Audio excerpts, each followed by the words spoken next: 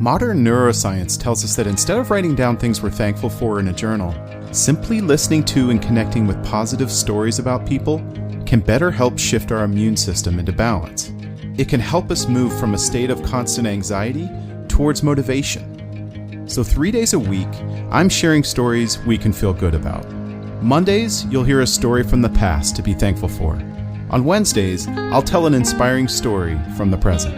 And Fridays, you'll head into the weekend with a story to keep you optimistic about our future. Hi, I'm Chris. Welcome to My Good 3.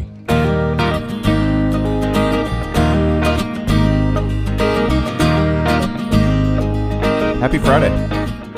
I remember the day my wife and I were engaged. It was a fall in Virginia and we were in the Blue Ridge Mountains staying at a quaint resort mountain home for the weekend.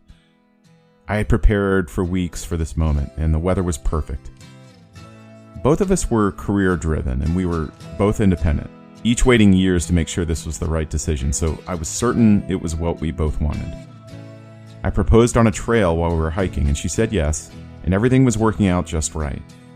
That was until we arrived at the mountain restaurant for dinner.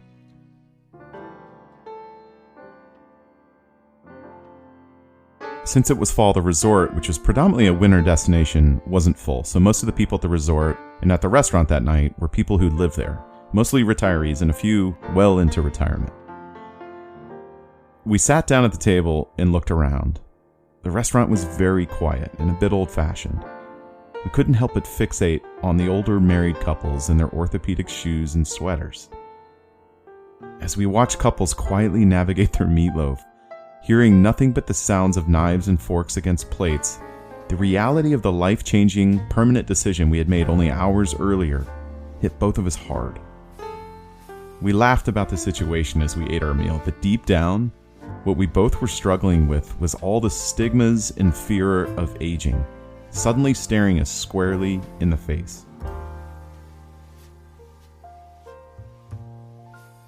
This is a story about the beliefs we form when we're younger, and how important it is not to let stereotypes and stigma lead us to becoming older than we are.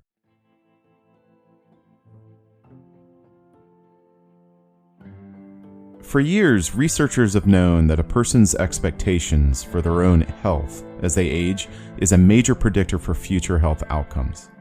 For instance, if someone expects a 50-year-old to have a large beer belly, then it's more likely they too will have a large beer belly when they're 50. In a recent research study released in September of this year by Nikki Hill, associate professor in the Ross and Carol Neese College of Nursing at Penn State, she and her colleagues found that we can now take this finding one step further as it relates to cognitive performance. What they found was that people who had negative expectations about aging tended to rate their own cognitive health lower as they aged, even if there was no cognitive decline. And that perception of a decline put them at a higher risk for developing future cognitive issues.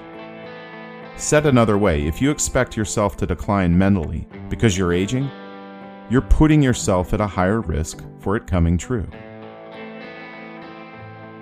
At the center of this phenomenon is aging stereotypes and what they can do to our perceptions. And while stereotypes of aging are all around us, from the ads we're served to the movies we watch, the damage that these stereotypes are doing can be reversed with education. And this is good information for clinicians because they can shift their focus to educating on stereotypes and grounding patients in what is real and what is perceived when you age. I'm not that old, but I don't want to be old.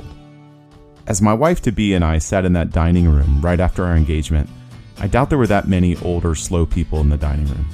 In fact, I bet it amounted to only a few older couples. But at that moment, I think we succumbed to a confirmation bias. We were both slightly afraid of the big step into adulthood we were just about to make, and we saw what our fears allowed us to see, and it was fueled by our stereotypes. And I guess it makes sense. What I didn't realize is that our frightened younger selves were probably making our older selves less equipped to handle the realities of aging, which are only as dramatic as we allow them to be. We've all been around older people who act, well, old. and others that are incredibly stubborn about being looked at or talked to like they're old. I want to be the latter, and this information confirms that that's the right choice, that's the healthy choice. My big takeaway is optimism. Perception is reality. Mindset is powerful. Embrace your age, whatever number it is.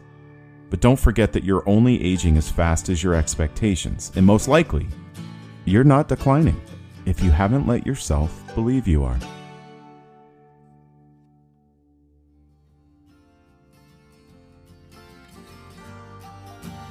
Thank you for listening. I realize this podcast won't be successful without your help. So if you'd like to rate it, or better yet, review it, wherever you get your podcasts, that would really help. And if you're on Instagram, go to @mygood3, THREE, to vote each episode up or down. I'm also excited to read more Good 3 stories from listeners. So just go to our website, mygood3.com, and submit a story of your own from the past, present, or future, or all three. And maybe I'll use it in an episode.